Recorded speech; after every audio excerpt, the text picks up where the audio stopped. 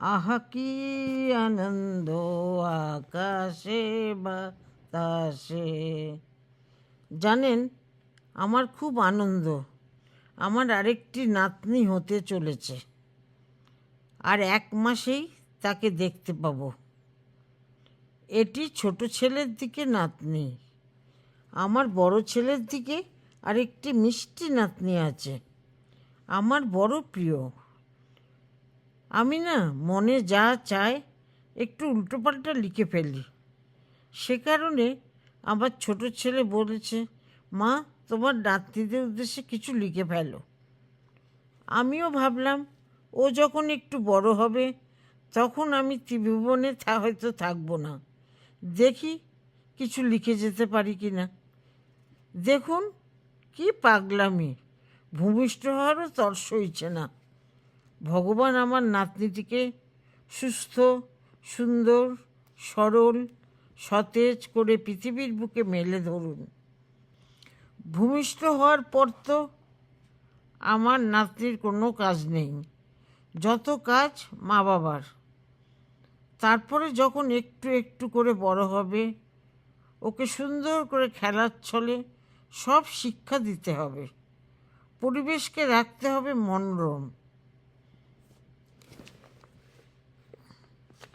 এর মতো মনোরম পরিবেশে যেন খিলখিল করে হাসতে হাসতে কুড়ি থেকে সুগন্ধিযুক্ত ফুলের মতো পাপড়ি মেলে ধরতে পারে।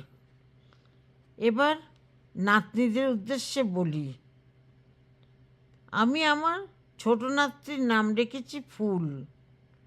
বড় নাতনিটির নাম ওর কাকাই রেখেছিল পাখি। ফুল পাখি আমার দুটো বন্ধু।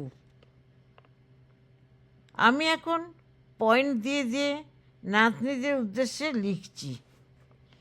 প্রথম পয়েন্ট, যখন তোমরা বুঝতে শিখবে তখন তোমাদের প্রথম কাজ মা বাবার কথা শুনে চলা। দ্বিতীয় পয়েন্ট, ভালো মন্দ ঠিক বেঠিক বোঝার চেষ্টা করা। তৃতীয় পয়েন্ট, 1 বছর থেকে 6 বছর বয়স পর্যন্ত শরীরের সমস্ত অর্গান দ্রুত বৃদ্ধি পায়। সেজন্য পুষ্টিযুক্ত খাওয়ার অভ্যাস করা। ছোটোবেলা থেকে ঠিকমতো খাদ্যাভ্যাস করলে বড়বেলায় কোনো অসুবিধা হয় না। ভোরবেলা ঘুম থেকে ওঠা এবং রাতে তাড়াতাড়ি ঘুমানো, অন্তত 8 থেকে 10 ঘন্টা ঘুম। তার সাথে বেশি করে আউটগেম। 7-8 বছর বয়সে সবসময় নতুন কিছু জানার খিদে রাখবে মনের মধ্যে।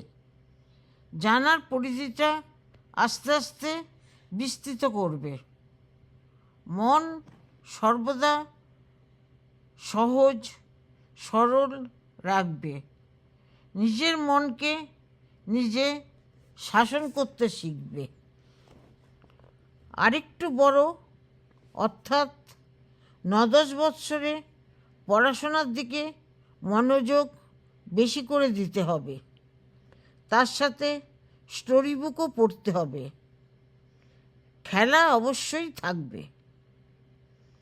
11 বৎসর থেকে 12 বৎসর পর্যন্ত তোমাদেরকে আদর্শের দৃষ্টি নিবদ্ধ করতে হবে, অর্থাৎ তোমার অন্তরিক্ষে একজন আদর্শ মানুষকে বসাতে হবে। তাকে অনুসরণ করতে হবে, অনুকরণ না করলেও চলবে। 13 থেকে 14 বৎসর ভগবানের প্রতি এবং গুরুজনের প্রতি শ্রদ্ধা ভালোবাসা রাখতে হবে। ছোটদেরকে খুব ভালোবাসতে হবে, নিজেকেও খুব ভালোবাসতে হবে। নিজে যদি ভালো থাকো তাহলে সবাইকে ভালো রাখতে পারবে। 15-16 বৎসর বয়সে নিজের মনকে প্রশ্ন করবে, কোন পথে তোমায় চলতে হবে। বাবা মার সাথে সব সময় সব কথা শেয়ার করে তবে ডিসিশন নেবে, তাহলে ভুল হবে না, সঠিক পথে চলতে পারবে। 17 থেকে 20 বছর মানে হলো বয়ঃসন্ধিকাল, জীবনের সবচেয়ে গুরুত্বপূর্ণ সময়কাল। পঞ্চ ইন্দ্রিয় সজাগ রেখে টিপে টিপে চলতে হবে। ভালো মানুষের মুখোশ পরা অনেক মানুষ তোমার কাছে আসবে, বাবা মার সাথে ডিসকাস করে তবে এগোবে। এই সময় ভালো বন্ধু খুব প্রয়োজন, কারণ তোমাকে নির্দিষ্ট গণ্ডি থেকে অনির্দিষ্টের পথে পা মিলিয়ে চলতে হবে। একবার ভুল পথে প্রবেশ করলে গোলকধাঁধায় পড়ে যাবে, বেরিয়ে আসা তখন খুব কঠিন হবে। সিক্স সেন্সকে সজাগ রাখতে হবে।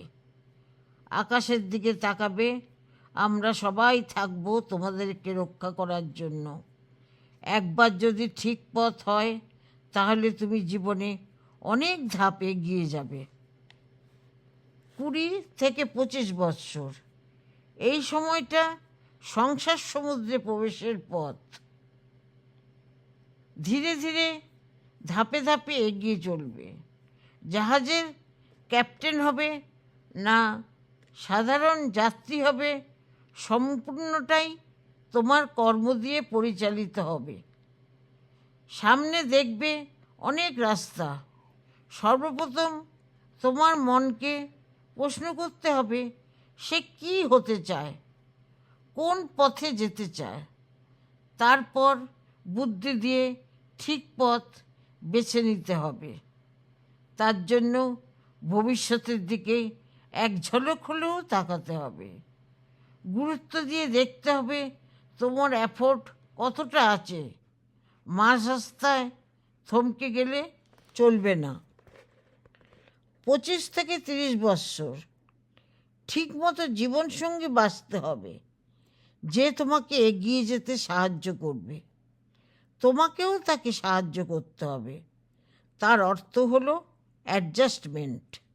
জীবনের চলার পথে সারা জীবন এটার খুব প্রয়োজন সর্বক্ষেত্রে। সর্বশেষে বলি, ঠাকুরের প্রতি ভক্তি, শ্রদ্ধা, ভালোবাসা রেখে চলবে। ঠাকুরের মধ্যে এক প্রকার শক্তি আছে যা তোমাকে এগিয়ে যেতে সাহায্য করবে। অনেক মহামানব বলে গেছেন, সর্বপ্রথমে মা বাবাকে ভক্তি শ্রদ্ধা করবে এবং ভালোবাসবে। প্রত্যেককে ক্ষমতা অনুযায়ী সাহায্য করার চেষ্টা করবে। এর নামই জীবন। কিছু মানুষ অন্তত তোমাকে যেন অন্তরে জায়গা দিতে পারে। জীবনের অন্তিম নিয়ে একদম চিন্তা করবে না। জীবন তার অমোঘ নিয়মে অন্তিমে পৌঁছে যাবে। দিনের শুরুটা যদি ভালো হয়, শেষটাও ভালো হবে। পৃথিবীটা গোল, সে কারণে শেষ বলে কিছু হয় না। শেষের পরে আবার শুরু। বাস্তবতা বড়ই দুর্গম, তাকে জয় করতে হবে। অবাস্তব যা সবই কাল্পনিক। কল্পনার রাজ্যে তো জীবন অতিবাহিত করা যায় না, স্বপ্ন দেখা যায়। স্বপ্নকে বাস্তবে রূপ দিতে গেলে দুর্গম গিরি পার হতে হবে, অর্থাৎ কঠিন শ্রম করতে হবে। কায়িক এবং মানসিক দুটোই। কায়িক শ্রম মানুষকে উপরে উঠতে সাহায্য করে, মানসিক শ্রম এগিয়ে যেতে সাহায্য করে। বিনা শ্রমে কেউ বড় হতে পারে না। তোমাদের বাবাদেরকে আমরা আমাদের ক্ষমতা অনুযায়ী মানুষ করার চেষ্টা করেছি। আমাকে অনেকেই বলতো আমি রত্নগর্ভা। এগুলো পরিণত বয়সের কথা। তোমরা যখন বড় হবে তখন বুঝতে পারবে। বিখ্যাত মনীষীদের জীবন কাহিনী পড়লে দেখতে পাবে তারা মা বাবার পরিশ্রমের কথা লিখেছে। সন্তানেরা বলে মা বাবার পরিশ্রম, কিন্তু মা বাবা বলেন সেটা হলো ভালোবাসা। এই ভালোবাসায় আছে প্রচুর তৃপ্তি, যা ভাষায় প্রকাশিত হয় না। তোমাদের বাবাদের ছোটবেলার জীবনটা আমার মনে ছবি হয়ে আছে। মাঝে মাঝে উল্টে উল্টে দেখি, খুব ভালো লাগে। নিষ্পাপ দুটো শিশুকে মানুষ করেছি। তাদের কোনো রকম দুষ্টুমি ছিল না, খুব বাধ্য ছিল, শুধু খাওয়ার সময় জ্বালাতন করতো। তোমাদের বাবাদের ছোটবেলার গল্প শুনবে? দু ভাইয়ের খুব ভাব ছিল, একসাথে দুজনে ঘুমানো, খাওয়া, খেলা, এমনকি যে যেটা ভালোবাসতো অন্যজন ঠিক সেটা জানতো, তাই নিজের ভালোটুকুও অন্যজনকে দিয়ে দিত। কিন্তু দুজনের 8 বৎসরের পার্থক্য ছিল। যেদিনকে দাদা ব্যাঙ্গালোর চলে গেল ইঞ্জিনিয়ারিং পড়তে, এয়ারপোর্ট থেকে ফিরে এসে ভাই সেদিন কিছু খায়নি। বিছানায় উপুর হয়ে শুয়ে খালি কেঁদেছিল। এখনো পর্যন্ত দুজনে দুজনের পাশে থাকে সব ব্যাপারে। তোমরাও দুই বোন সারা জীবন দুজনের সাথে পাশে থাকবে, ঠাকুর হিসেবে আমার এই ইচ্ছা। সর্বশেষে আমার প্রাণপুরুষ স্বামী বিবেকানন্দের বাণী দিয়ে শেষ করি। শরীরে থাকবে তেজ, দেহে থাকবে শক্তি, মনে থাকবে উৎসাহ, বুদ্ধিতে থাকবে বিবেক, হৃদয়ে থাকবে করুণা, মাতৃভূমিতে থাকবে প্রেম, ইন্দ্রিয়তে থাকবে সংযম, আত্মবিশ্বাস থাকবে অটল, ইচ্ছাশক্তি থাকবে প্রবল, স্বভাবে থাকবে নম্রতা, জীবনে থাকবে অনুশাসন, গুরুজনে থাকবে সম্মান, মাতা পিতাতে থাকবে শ্রদ্ধা, দিন দুঃখীর প্রতি থাকবে ভালোবাসা, আর সত্যের প্রতি থাকবে নিষ্ঠা।